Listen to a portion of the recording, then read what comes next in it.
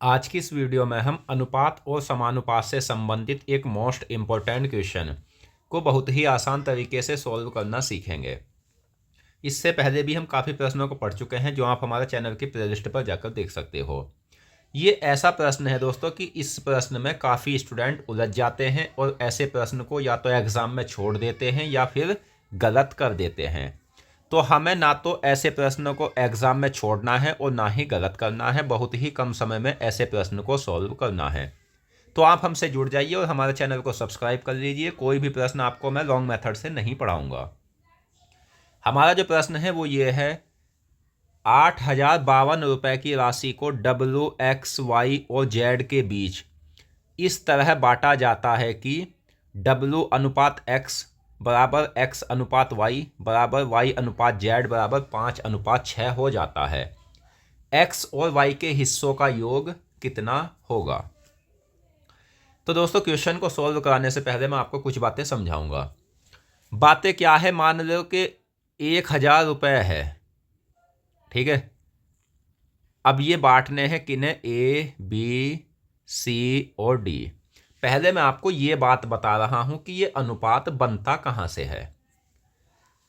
अब मान लो कि A को तो मिले हैं 100 रुपये, B को मिले हैं 300 रुपये, C को मिले हैं 400 रुपये और D को मिले हैं 200 रुपये। ये बात तो आपको समझ में आ गई दोस्तों। तो कुल मिलाकर ये देखो 1,000 रुपये ये बट गए। अब अनुपात जो बनता है वो कहाँ से बनता है। अनुपात बनता है कि इनमें एक कॉमन है जो सभी को काट देगा। क्या है, 100, ठीक है। ये कॉमन है तो इससे ये कटने के बाद है ना, क्या बचेगा, 1:3:4:2। यानी कि अब इनमें कोई कॉमन नहीं है जो सबको एक साथ काट दे। तो ये अनुपात बन गया। अब हमें ये तो दिया है, हमें फिर से जो है ना दोस्तों इसी रूप में संख्या को लेकर आना है। ये अनुपात जो होता है ना, ये कॉमन निकल के जो बचता है वो होता है। तो इसके लिए हमें क्या करना होगा, तो ये जो है ना हमें कॉमन निकाल लेंगे। कॉमन निकलने के बाद इनकी गुना कर देंगे तो राशि निकल के आ जाएगी। फिलहाल ये जो है ना ये राशि नहीं है, ये अनुपात में है। तो अब हम पहले तो इसे निकालते हैं कि अलग अलग इनके पास अनुपात है कितना। अब ये समझ लो जैसे 10 बराबर 10 बराबर 10 बराबर 10, सबके पास 10-10 रुपये है। इसी तरह से W अनुपात X बराबर X अनुपात Y बराबर Y अनुपात Z, यानी कि सभी के पास जो है ना, जैसे W के पास 5 है, X के पास 6 है, X के पास 5 है, Y के पास 6 है, इस तरह से है ये।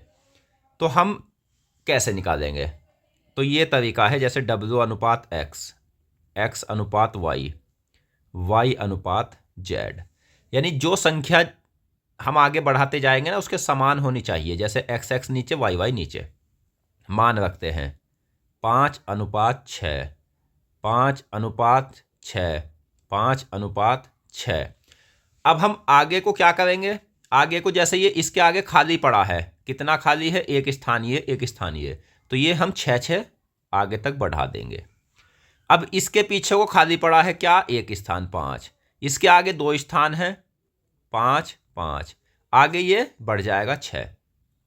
अब हम क्या करेंगे, 5 की 3 बार गुना करेंगे 125, 5 छंग 30, 30 पंजे 150, 5 छंग 30 और 30 छंग 180, 6 का घन होता है 216।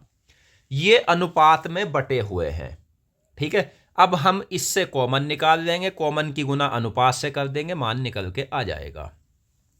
तो ये कुल कितने अनुपात में बटे हुए हैं, 4 अनुपात है, चारों को जोड़ेंगे कितना आ जाएगा, 5 और 6 11 का 1, 2 5 7 और 8 15 16 17 का 1, 1 2 3 2 5 और 1 6, 671 किसके बराबर है, 8,052 के।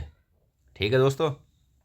अब हम क्या करते हैं, 8,052 बटे 671 कर लेते हैं। पूछा क्या है, X और Y के हिस्सों का योग कितना है।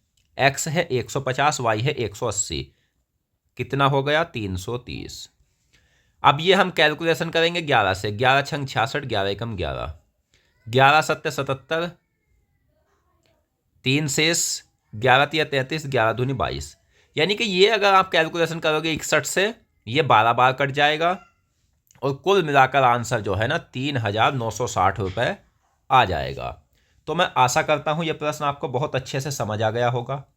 कोई भी डाउट हो वो आप हमसे कमेंट बॉक्स में पूछ सकते हो, लेकिन अगर आपको हमारी वीडियो पसंद आई है तो कमेंट करके ज़रूर बताना। मिलते हैं नेक्स्ट वीडियो में। धन्यवाद।